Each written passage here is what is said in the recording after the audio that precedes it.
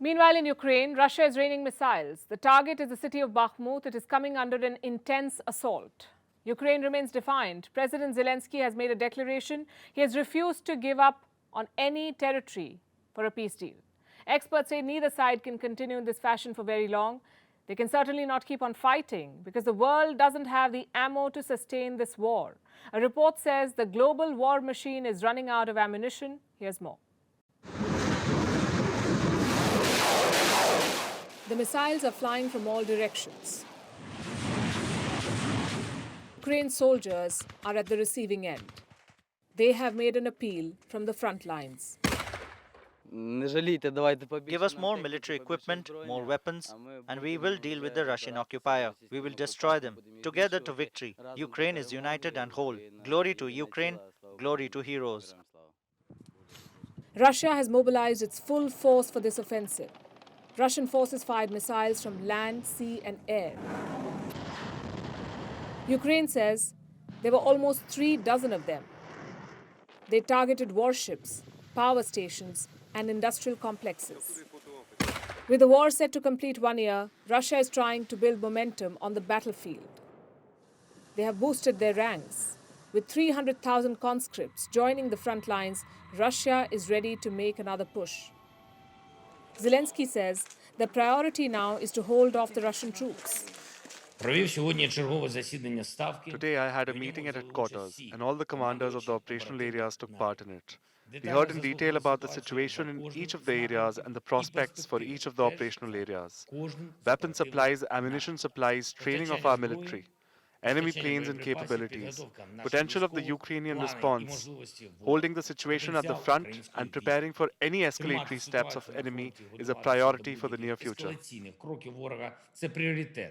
Zelensky is banking on the West. He has ruled out any peace deal with Moscow, especially if it involves giving up territory. Zelensky believes any compromise with Russia will make Ukraine weaker. But for how long can they sustain the fighting? Already, crucial deliveries are running late. Last month, several Western nations promised tanks to Ukraine. The commitment was for over 300 tanks. But Kiev has not received even one of them. Reports say the deliveries might take several weeks, if not months. This delay could be dangerous for Ukraine. Russia could be planning a big attack, and there are growing suspicions that an ally could join the fight. Belarus. Russian forces use Belarus as a staging ground. Will Minsk send troops into Ukraine too? For now, President Alexander Lukashenko is ruling out an armed intervention. We are peaceful people. We know what war is. We do not want war.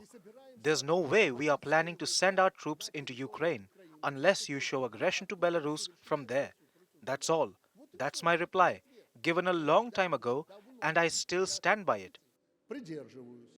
Either way, Ukraine finds itself in a tight spot.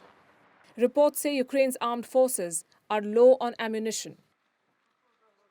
The stocks are rapidly depleting, and the troops on the ground are forced to ration supplies.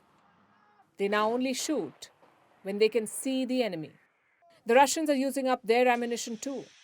But Russia has the manufacturing capacity to support a more aggressive offensive. Before the war, the Russian defense industry could make more than 1 million shells in a year. The Ukrainians are nowhere close. They're waiting for help from the West, and time is not on their side. Has it ever occurred to you why people become terrorists? Why do they kill other people? Ideology and faith have a part to play, but so does money. For some, terrorism is an employment opportunity. They're paid to kill. I know it sounds outlandish, but let me assure you, it isn't. That's how global terrorist networks work. They just don't talk about it. In Palestine, it's different though. The Palestinian Authority is open about paying money to terrorists. Pay for slay, they say. Palestinian Authority Martyrs is Fund. The scheme has many names. It is said to incentivize terrorism and violence. And Israel has decided to crack the whip on it. Israel has passed a law to take away the citizenship of terror convicts. They will lose Israeli citizenship, also their status as permanent residents of Israel. This law will directly impact Israeli Arabs. People who do not identify as Israelis yet stay in Israel and are sympathetic with Palestine. The ones that celebrate when Israelis are killed by terrorists and the ones that get money from Palestine to carry out terror attacks in Israel. The law directly impacts them. Now, if they carry out attacks against Israel and then receive money from the Palestinian Authority for those attacks, they will lose their right to live in Israel. They'll be deported to Palestine. The law also impacts Palestinians living in East Jerusalem. A lot of them do not have Israeli citizenship. They have refused it for years. Instead, they have the status of being permanent residents of Israel. But if they are convicted of terror attacks against Israel, and if they accept monthly stipends from Palestine, they will be deported to Palestine. The law's main sponsor is in the Israeli parliament is very clear about what's going to happen now. And I have a quote from what he said. I say unequivocally, a terrorist who receives money from the Palestinian Authority should fly from here to Gaza, anywhere else. Do not stay here. He won't be here. The law has bipartisan support in Israel. It passed the parliament with 94 votes in favor and 10 against. And it's a big win for Prime Minister Benjamin Netanyahu. He's leading what is called Israel's most right-wing government right now. But why was such a law needed? Well, if you're a terrorist that attacked Israel, you and your family will be taken care of. That's how it works. You'll get monthly stipends from the Palestinian Authority. What is the Palestinian Authority? It is Palestine's government in the West Bank. It is led by Mahmoud Abbas. He's been the president since 2005, 17 years and counting, not because he won successive elections, but because there haven't been any elections in all these years. So the Palestinian Authority pays stipends to attackers. The attacks have been on the rise.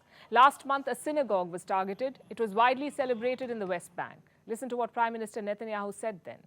The appropriate answer to terror is to strike it hard and to further deepen our roots in our country. Accordingly, the cabinet is meeting today to prepare for an even broader action against those carrying out terrorism and their supporters in East Jerusalem and Judea and Samaria, while preventing as much as possible harming those uninvolved.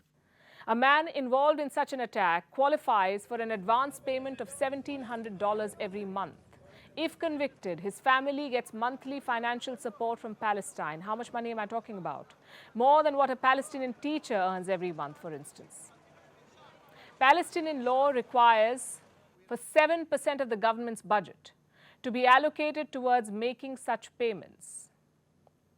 Sample this. In 2016, some $303 million was spent on these payments. The money was distributed among 35,000 families. In 2021, stipends worth $193 million were paid to terrorists. This is the pay-for-slay scheme. Palestine spends more money incentivizing terrorists than it does on healthcare.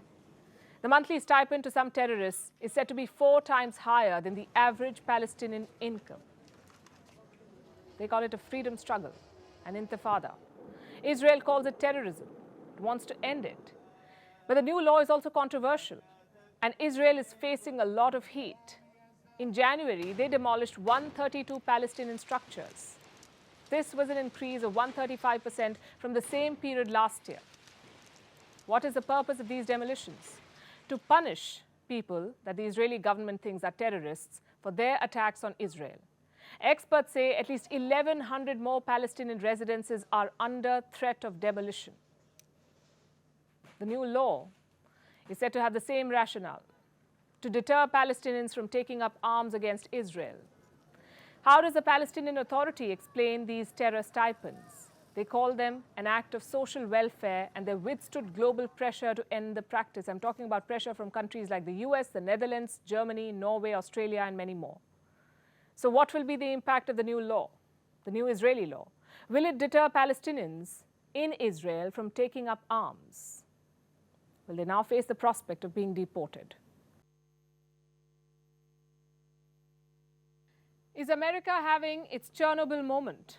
People in Ohio certainly think so. These are residents of East Palestine. It is a small town in America. It's called East Palestine. A train carrying toxic chemicals derailed near this town. Then the derailed bogies caught fire. This was 2 weeks ago. People were evacuated. They're now returning to discover the full impact of the disaster. Many say they're suffering from headaches, sore throats, and a burning sensation in the eyes. There are reports about pets and other animals dying. Thousands of fish turned up dead in the nearby Ohio River. So is it really safe to return? What are the long-term impacts of this chemical spill? And what's being done to fix the situation? The town's residents wanted answers from the railway firm that operated the train. There was supposed to be a town hall on Wednesday. The representatives of the firm did not show up. Here's more. On the night of February 3rd, a train derailed in the town of East Palestine in the US. It's a small town of about 5,000 people in the state of Ohio. When the train derailed, it caught fire. Some of the cars contained toxic chemicals. Among them was vinyl chloride, a known carcinogen. It's also flammable. The bogies transported it could explode. An alarm was sounded, the area was evacuated. Authorities conducted what they called a controlled release of the toxic gas. It created an ominous black cloud that engulfed the skies. A toxic mushroom cloud shrouded parts of Ohio. You see, vinyl chloride doesn't become safer after you burn it. On the contrary, it releases two toxic gases, hydrogen chloride and phosgene. These are now in the atmosphere. Vinyl chloride wasn't the only chemical in the train. Many others were leaked into the town. These chemicals are used to make plastics and paints. Now they're in the air and water. People were allowed to return last week. They're complaining of headaches, nausea, dizziness, sore throats, eye, nose, and skin irritation. In the long term, people are susceptible to cancer too. Saturday, we were in my room, which I had the door closed, and it didn't smell in there. But my son came out, and he was like, "Oh my God, it stinks, Mom. It smells like paint thinner." And I'm like, "No, it doesn't." I got up and come out, and it smelled like really, really strong paint thinner. And then his eyes turned like bloodshot, and he started coughing, and I was like, "Yeah, we're leaving." So we hurry up and grabbed as much as we could, and we took off. The firm that ran the train refused to attend the town hall. The derailment has caused potentially irreversible damage. Some people have lost their pets. The local wildlife is dying in droves. Many people are now considering leaving the town, a town some of their families have inhabited for hundreds of years. The train was carrying hazardous cargo, but it did not bear a high hazard classification.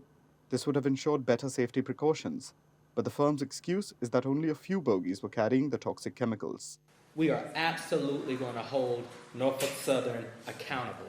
And I can promise you that. The important thing to me is that we hold, as the administrator said, that we hold Norfolk Southern accountable. So we're going to get through this together. We're going to hold Norfolk Southern accountable. Is this a promise of justice, or is it just passing on the buck? Will the victims ever be fully compensated? In the case of Chernobyl, the city is a ghost town. People can never go back to their ancestral home. In Italy, an accident took place at a chemical plant near Milan in 1976. Toxic gases polluted the surrounding areas. Studies have found how the locals became more susceptible to cancer. The technical director of the company was sentenced to just 2 years in prison for the negligence. And India's Bhopal gas tragedy victims still await justice. The then CEO of Union Carbide fled India and never faced prison. More often than not, companies pay some damages and the people responsible escape punishment. So, where are you investing? Oh, China. It's just growing. It's always been the manufacturing hub. Besides, India's struggling post-COVID. Of course. Sir, actually India's management of COVID has been much better. China's situation till date is unclear. After zero COVID lockdowns, China is gradually losing its supremacy as manufacturing leader. The country's share of global exports of footwear, furniture, or clothing accessories has fallen since 2016. Meanwhile, India has bounced back. So by the looks of it, India could become the global manufacturing hub by 2030. Presenting Vantage with me, Palki Sharma, a first-of-its-kind global show with an Indian perspective. An Indian becoming a UK PM. Well, it's not like that we are going to get the Kohinoor back. But at least India is on its way to the top, huh? But Gautam sir, there's actually not much to celebrate. Why not? An Indian is ruling the UK. Indian leaders in third countries often tend to overcompensate for their minority handicap. Key. For example, Sunak's Home Secretary of Indian origin, Suella Braverman, disapproved of India-UK free trade because it would encourage people immigrating to the UK, and the majority of whom were Indians.